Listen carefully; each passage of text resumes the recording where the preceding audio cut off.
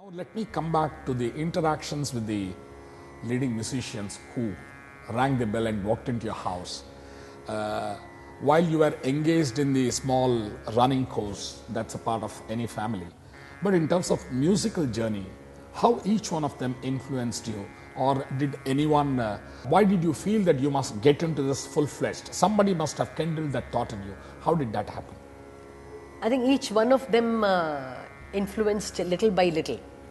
For example, Bala Saraswati Amma would come after a performance at Patkar Hall. She would tell my mother, Rajamma, I want to eat hot pongal from your hands. So by the time she reached home, it would be about 11 in the night. Amir Khan Sahab would say, Arey, aap ja rahe ho, to main bhi aa raha hu. So he would come in his car. And as the pongal is cooking and all the smell of the ginger and the pepper is wafting, instead of just waiting, Balamma would embark on an abhinaya. And Amir Khan Sahab would embark on a khayal to suit what she's doing. And it just happened? It would just happen. Okay. So many of these things just happened. No musician who came just ate, chatted and went away. They left some of their music behind. They would immediately burst into a song, or they were so generous with their music, and they never behaved like, you know, I cannot sing because I am a prima donna. That attitude was never there. They shared whatever they knew, they sang. If my parents would say, can we just call our neighbor or something? Yeah, call, no problem. And then they would sing something very rare, which they would perhaps not do in a concert, talk about it. So little by little, I think I was being sort of dragged into that atmosphere, surely, and there was no looking back after a certain point. In fact, I can recall in Mumbai, it was very fashionable to have the girl take to Bharatnatyam rather than singing. Yes. But in your case, despite interaction with many leading Bharatnatyam dancers, but yet you came to singing, and this rich repository of knowledge, the musical knowledge, possibly came to you automatically without having to go to the sabhas to see the events.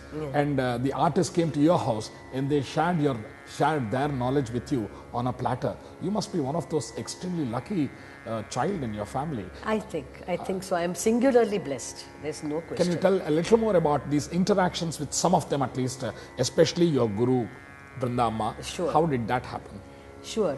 Talking about dance, I must tell you that I did at one point, was simultaneously learning Carnatic singing, Bharatnatyam with Mahalingam Pillai, and violin playing with Savitri Satyamurthy Ji. Really? So I was doing all three. But at some point, when I was about 11 or 12, I said, no, I think my thing is to sing. I'm not going to do the other two. So I put my foot down. I told my parents, no more of the dance and no more of the other thing. So I think there I was guided by some intuition that prompted me.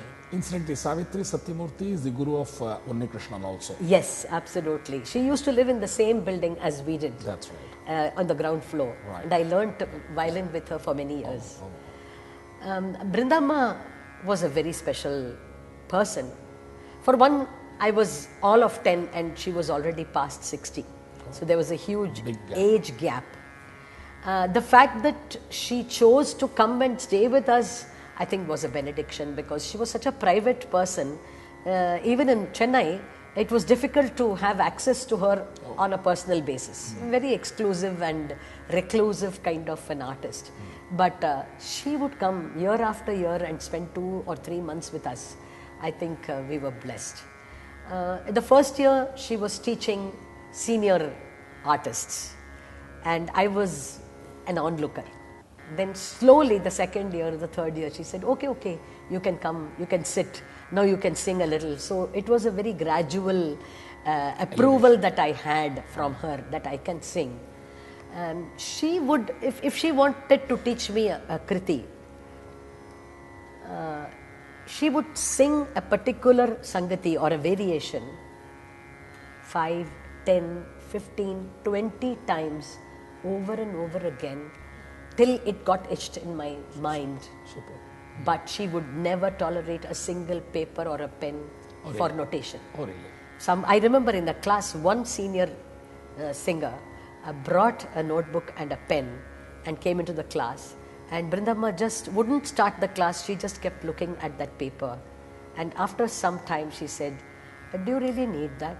So this student just smiled and she said, please put that away, open your ears, open your mind and get the music right there. So, but it was hard work because she would have to teach that many more times to etch it vocally and orally in your mind. Absolutely. But that's how she taught.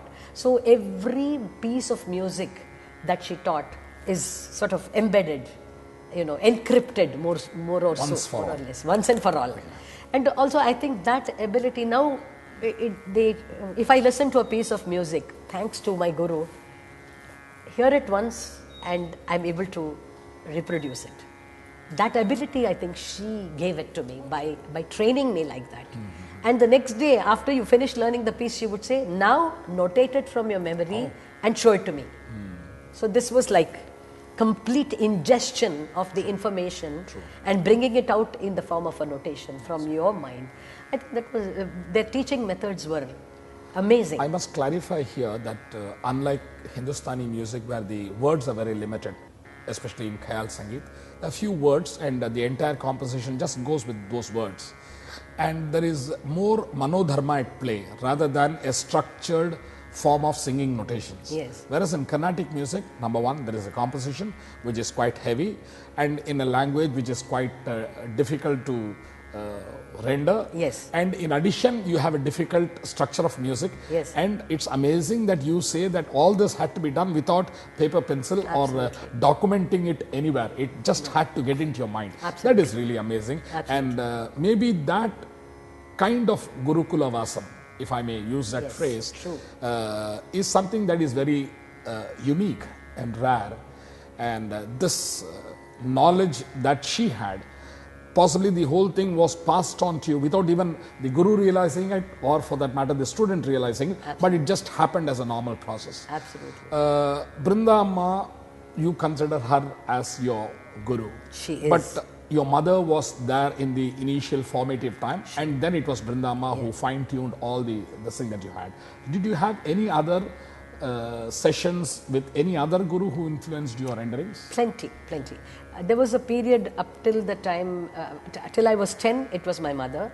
From the age of 10 till about 22, 23, even 25, I think, Brindamma.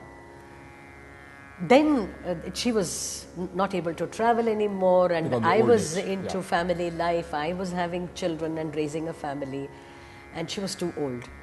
But my musical journey continued and I had some very great masters mentoring me after that.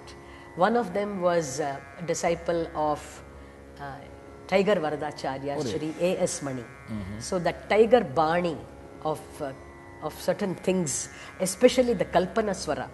I remember that the ideal for the tiger, you know why he was called tiger was because he had a certain posture which he would assume when he sang, which looked like the claws of a tiger, which is why he was called tiger. But he was surely a titan, musical titan.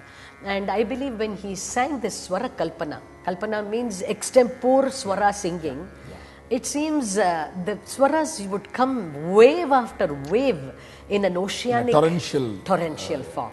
And this little thing was eluding me for a long time until my teacher, Mr. A.S. Mani, taught me the trick of how to get into that mindset.